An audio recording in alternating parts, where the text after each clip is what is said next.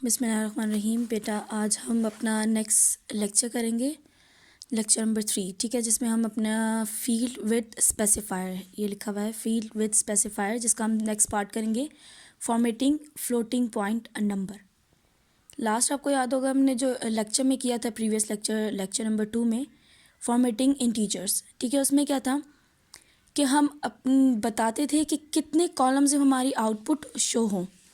हम बताते थे खुद से कि कितने कॉलम्स में हमारी आउटपुट शो हो। इसी तरीके से हम फ्लोटिंग पॉइंट में ही बताते हैं कि हमारी आउटपुट कितने कॉलम्स में शो हो। अच्छा, बेसिकली जो हमारा ये काम है सारा, ये मेन किस में आता होता है, फ्लोटिंग पॉइंट में, क्योंकि इंटीजर्स का तो इतना कोई लिंक नहीं होता है इस चीज़ से। यूज़ करते हैं लेकिन इतना ज़्यादा नहीं, लेकिन सबसे ज़्यादा काम हमारा इसमें फ्लोटिंग नंबर्स में किया जाता है।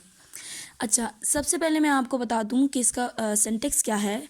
इसी तरीके से प्रिंट एफ लिखेंगे, आपको पता है कि स्पेसिफायर जो फ्लोटिंग पॉइंट है उसका क्या है, परसेंटेज एफ। आपको ये भी पता है कि हम परसेंटेज एफ यानी फॉर्मेट स्पेसिफायर के मिड में अपना जो है वो लिखते हैं, कितने भी वो कितने कॉलम्स हमने लेने हैं। अच्छा, अब इसमें मैं कहती हूँ कि अगर मैं लेती हूँ 5.4, ठीक है। अब 5.4 का मतलब क्या है, यानी इधर मैं अगर लेती हूँ 5.4, इस 4 का मतलब है कि पॉइंट के बाद 4 वैल्यूज़, और इस 5 का मतलब है पॉइंट से पहले 5 वैल्यूज़, ठीक है। इस 4 का मतलब है कि पॉइंट के बाद 4 वैल्यूज़ आएँ, ठीक है, और इसका मतलब है कि पॉइंट से पहले 5 वैल्यूज़ आए। अगर मेरे पास, जिस तरह कि मैंने इधर ए लिखा है और मेरे पास ए है 469.3156494, ठीक है, मेरे पास ये एक वैल्यू है। ये वैल्यू मैंने कहा कि इस तरीके से प्रिंट हो कि 5.4 5 और 4 5.4 कॉलम्स हमारे पास यूज़ हो, ठीक है। यानी पहले हमारे पास क्या आएगा,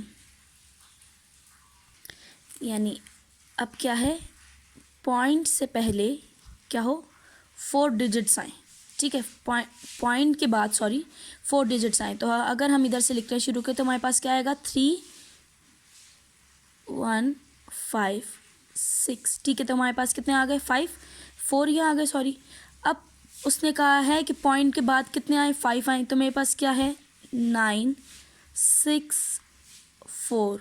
अब मेरे पास 2 नहीं है तो इधर क्या होंगे, स्पेसेस, ठीक है। तो टोटल मेरे पास ये, अच्छा, पॉइंट जो है इसकी भी ये क्या है, एक कॉलम है। पॉइंट के लिए भी हम एक कॉलम यूज़ करते हैं। अच्छा, यहाँ तक आपको बात क्लियर हो गई होगी। तो हम चलते हैं नेक्स्ट अपने एग्जाम्पल्स पे।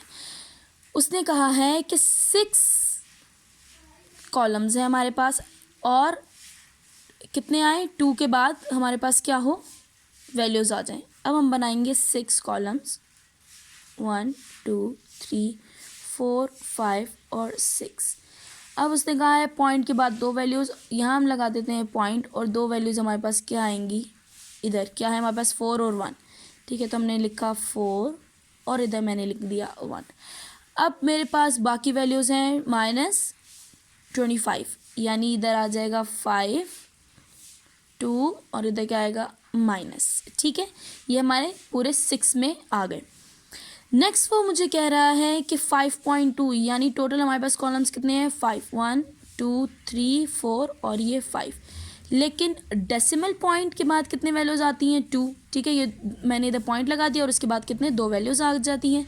अब मैं इधर वैल्यूज़ ले लेती हूँ, एक कौन कौन सी, 1 और 4।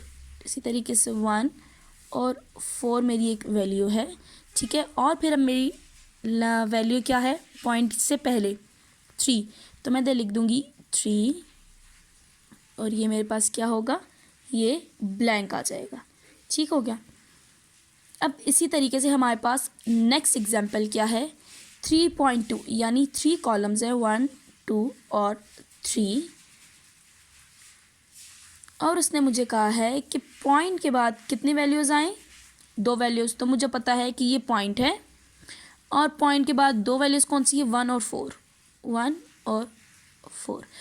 अब हमें जो मैंने अपने लास्ट लेक्चर किया था, ठीक है, उसमें मैंने कहा था कि सी में हमारे पास इस चीज़ का ऑप्शन होता है, अगर मैंने अपने ये जो फॉर्मेट स्पेसिफायर में क्या किया है, कम कॉलम्स दे दिए हैं और मेरे पास वैल्यू ज़्यादा है, तो क्या करती है, एक्सपेंड हो जाती है, ठीक है, इसमें एक्सपेंड कर लेता है, उतना एक्सपेंड करता है कि हमारे जो वैल्यूज़ हैं, जितनी वैल्यूज़ हैं पूरी आ जाएं। अच्छा, अब इसमें क्या होता है, ये देखिए, पॉइंट के बाद इसने कहा है कि 2 डिजिट्स, ठीक है, ये पॉइंट के बाद 2 डिजिट्स ही लेगी, सिर्फ किस में एक्सपेंड करेगी, ये पॉइंट से पहले। अगर पॉइंट से पहले इधर मेरे पास सिर्फ एक है, अगर मेरे पास 3-4 होते तो वो 3-4 डिजिट्स आते, लेकिन मेरे पास सिर्फ इधर एक है, तो मेरे पास इधर क्या आएगा, सिर्फ एक कॉलम और एक्सपेंड होगा और मेरे पास आ गया 3, ठीक है। इसी तरीके से मेरे पास नेक्स्ट है 5 कॉलम्स का, 1 2 3 4 और ये 5, और वो मुझे कह रहा है कि मेरे पास पॉइंट के बाद 3 वैल्यूज़ हैं, 3 वैल्यूज़ कौन सी, 1 4 1, ठीक है। अब मैं क्या करती हूँ, इधर ले लेती हूँ 1 4 1, ठीक है, मैंने इधर ले लिया 1 4 1, और मेरे पास इधर कौन सी वैल्यू बची, 3, ठीक है, तो इधर मेरे पास एक है स्पेस जिसमें मैंने लिख दिया 3।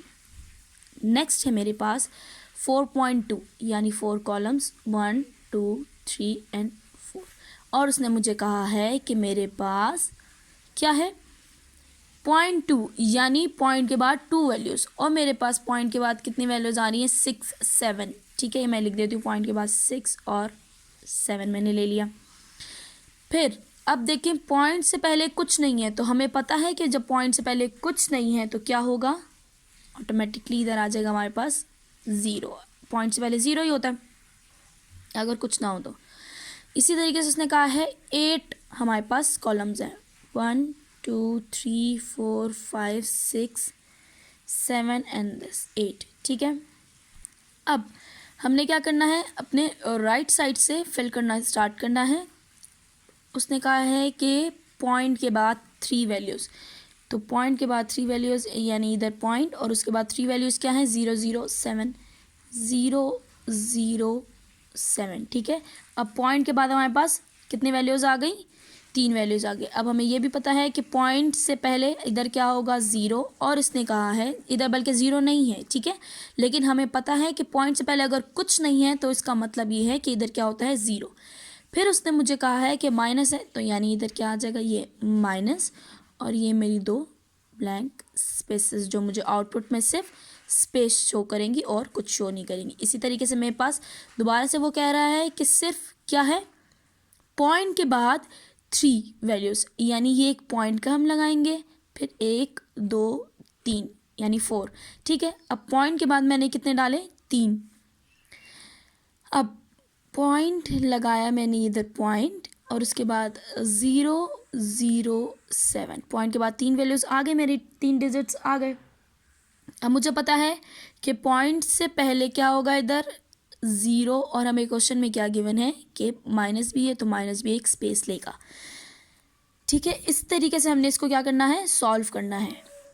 अब इसका अगर हम एक कोई प्रोग्राम करें, किस तरीके से करेंगे, अगर मैं कहती हूँ कि आप इसी को ही, ठीक है, मेरे पास ये वैल्यू है a, इसको मैं वो करती हूँ, तो प्रॉपर प्रोग्राम हम स्टार्ट करेंगे, हैश इंक्लूड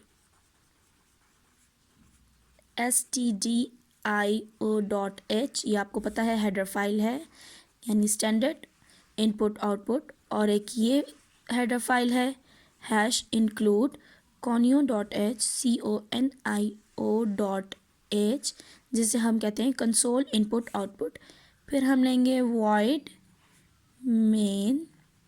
अब ये जो मेन की ब्रैकेट्स है, इसमें आप लिख भी सकते हैं void, और नहीं भी लिखते तो कोई मसला नहीं है।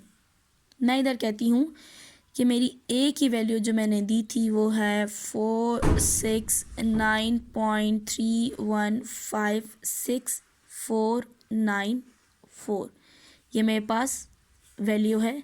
लेकिन अब ये वैल्यू किस में है, फ्लोट में, तो मैं इधर क्या लगाऊंगी, FLOAT, फ्लोट, ठीक है। मैंने डाटा टाइप इसकी क्या लगाई, float, float a is equal to this. फिर मैं कहती हूँ इसको प्रिंट एफ करवाएं, ठीक है, प्रिंट एफ मैं फॉर्मेट स्पेसिफायर इसका यूज़ कर रही हूँ %f।